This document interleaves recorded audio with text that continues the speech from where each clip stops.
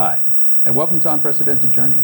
I'm your host, Jeff Oppenheim, and I thank you for joining me again today. As you know by now, this series was born out of my desire to help put quarantine, into perspective. It was a place, too, where I could continue my own determined process to remain productive even throughout this. Yes, we had to adjust our ways, learn new skills, learn new abilities.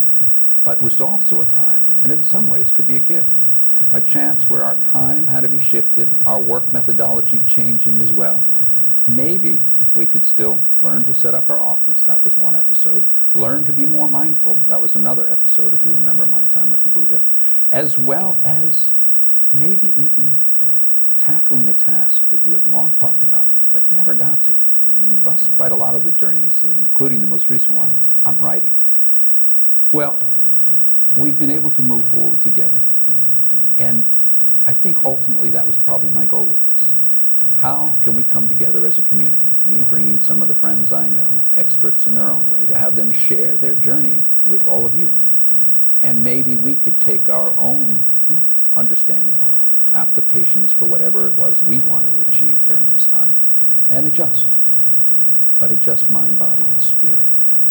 In doing that, not only could we come through COVID with a different perspective, a different outlook, and maybe even with skills that will carry forth really good habits, but also so that we could remain strong and whole for those around us. And by that I mean family, of course, friends, all of our loved ones, but also strangers, just our community at large, our neighbor, both literally and proverbially.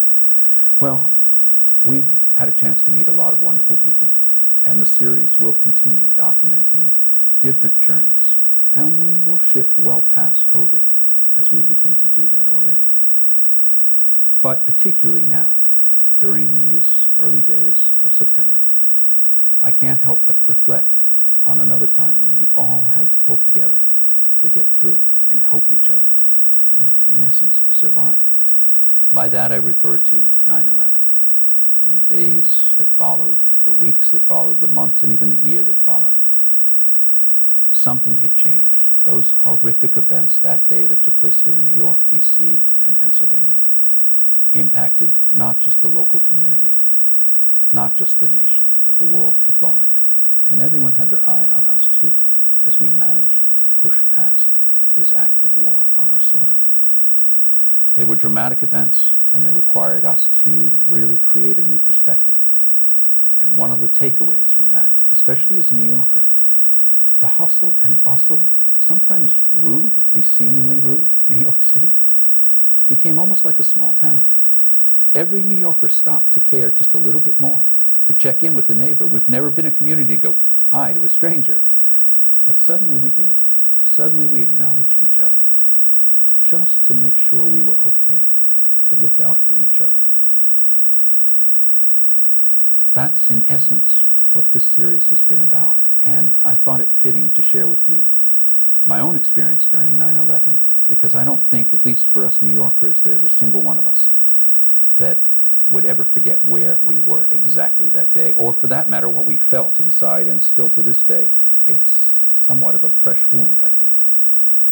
I know I was headed to my production office. I was not even a month away from beginning the production on my first ever feature film, Funny Valentine, a romantic comedy with Anthony Michael Hall. You might remember him from all those wonderful John Hughes films, with Marlo Maron, our leading lady, wonderful, not only actress, but a singer-songwriter.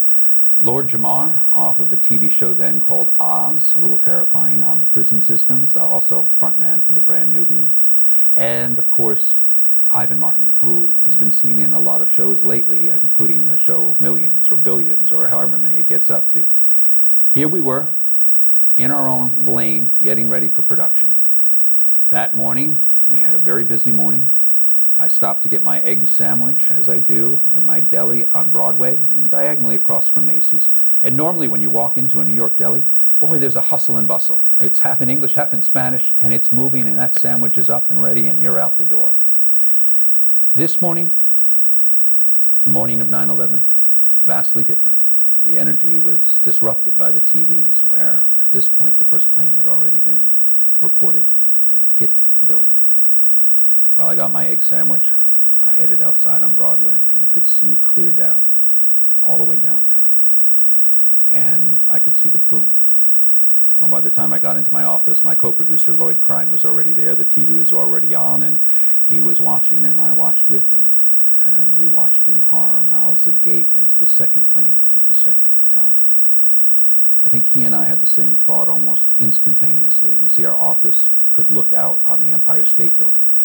And I think we both thought in that flash of a moment that if this was truly the orchestrated act of terrorism that it now seemed to be, we were in potentially imminent danger. That could be a strike zone. We closed up the office. He went home to his family. I went home to mine. I remember even being home, I was discomforted, and about 2 days in, I can't remember exactly, I told my wife, I'm sorry, I have to go down, I have to try and do something. She understood. She wasn't happy about it, but she understood. Somehow, as is my way, I talked my way past each checkpoint, Charlie. And somehow I got down to one of the main staging areas, which was on Chambers and Greenwich Street.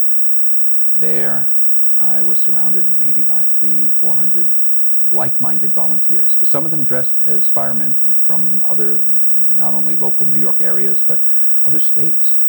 Others, just like myself, regular citizens.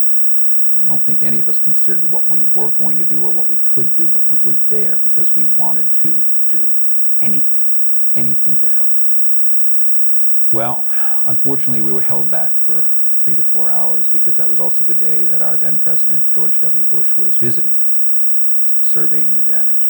And of course, the perimeter had to be secured and no new workforce could come in during that time. I headed home. I felt like I had failed. I couldn't do anything. And what does a movie maker do?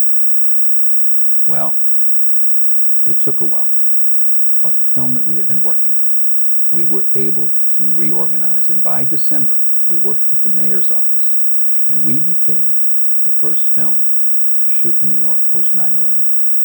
The very first. I like to say we were even 3 blocks away, 4 blocks away from Ground Zero on Wall Street in a historic location for one of the shoots. Actually, it looks like 2 different locations. And we were down there before even Dick Wolf was shooting Law and Order again in the city. My crew felt very proud. I felt very proud.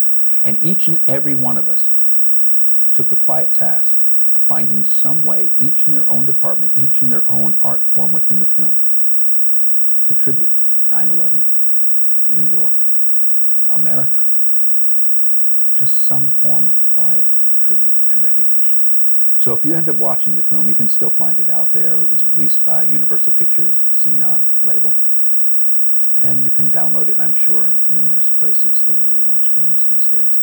And if you do notice any of these, or think you do, please send me a comment. I'd be happy to engage with you on that. Tell me what you think you saw. Tell me what you thought of the film. And thank the crew for getting New York back to work. But I now am pleased to announce that my crew and I are reassembling and moving forward to become one of the first group of film producers to produce a new project in New York City. The project is called, at least tentatively, Jane Doe No. 1, The Rescue and Recovery of Debbie St. John. As the title suggests, it's about Jane Doe No. 1, and that would be from 9/11. So it's interesting to be not only bringing crew back to work in New York City during COVID, but to be telling the tale that we're so deeply connected to here, and of course as a filmmaker, I end up by default being connected to bringing production back. This is a project that chronicles a woman then yet identified, thus the moniker of Jane Doe No. 1. Her rescue by complete strangers. A man who was running alongside of her ran back for her when he saw her hit by debris from the second plane that hit the building. He held her body together, quite literally, until the EMTs got there. We spoke to the EMTs as well, the veteran and the rookie. According to them, ordinary actions that day, but to our standards, extraordinary what they did. And of course, they rescued Debbie from the site of Vesey and Church and got her to the hospital, downtown Beekman. We also spoke to one of the doctors who Debbie credits with saving her legs. And 4 doctors worked on her desperately that day to save this young woman's life, then 30, someone who was just about to get married in the coming year, someone who was just starting her life professionally and on a personal level. We also followed Debbie in her 19-year recovery. She was the first woman, first survivor into the hospital, the last woman out 18 months later.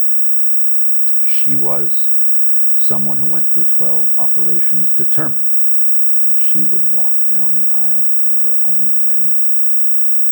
We also chronicle her 19 years worth of pain management, which left her dependent on opioids.